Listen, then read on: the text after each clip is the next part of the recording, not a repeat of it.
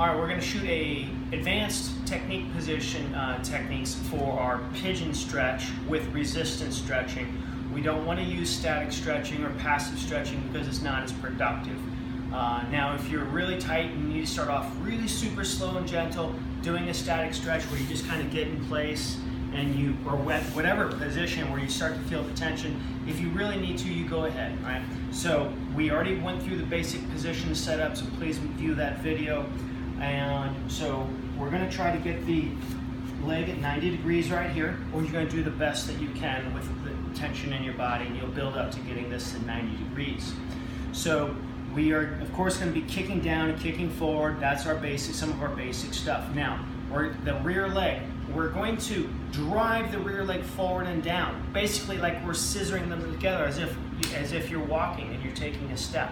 So I'm going to raise that foot just so you can see that, maybe give you an understanding that I'm kicking down and forward. Now notice that helps hold me up a lot more. That means I'm actually contracting this better. The better we contract it, the better we can stretch it, right? That's a basic, right? Now, as I'm doing this, I notice I'm getting a little unfriendly torque here in the front of the knee. So I'm actually going to go ahead and come back forward, right? And take a little bit of the pressure off of the front of this knee. I'm going to go ahead and squeeze these two legs together again, right? And then I'm going to come down. I'll put my hands forward because with my leg more forward, I've got less counterweight holding me, and I would feel like I was going to fall. So using your hands whenever you need them, of course. Be safe. And now coming down. And still that helps really light up a lot of that area, and it's taken off some of the grief that was happening at the front of the leg. We also might need to stretch here the inner thigh because this area is going to get some compression. If we're stretching this side has to shorten. And if you're feeling grief, it is going to be a sign of lack of shortening. We feel it as compression, as something negative. But here was a movement. I just moved up, right? So now let's jump around behind me. I want to show you a technique called crowding the hip. So if you jump quickly around behind me, all the way behind me.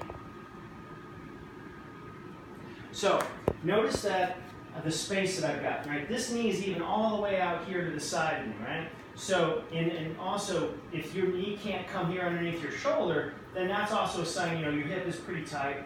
And now, crowding the hip. We're talking about crowding this hip. Come a little bit closer so you can see. There we go. Now, if we scoot over, notice I'm using my leg, I'm using my arms to push me over, right? To drive my hip over so I'm lined up, right? I can even go past that, right? Now that's going to really tighten things up into the hip a lot more, and then everything else would be the same. The rear leg is going to be driven down into the mat, and the forward leg is going to drive down into the mat, and we're going to do our resistance stretching there also.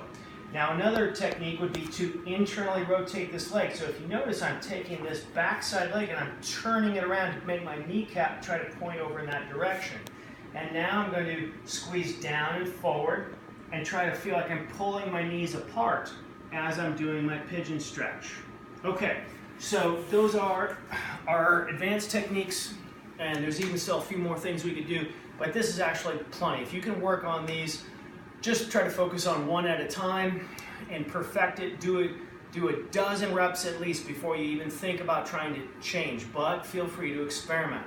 So this is our advanced stuff. You have to see the basic video to know what you're doing there to get started, okay? Thanks a lot.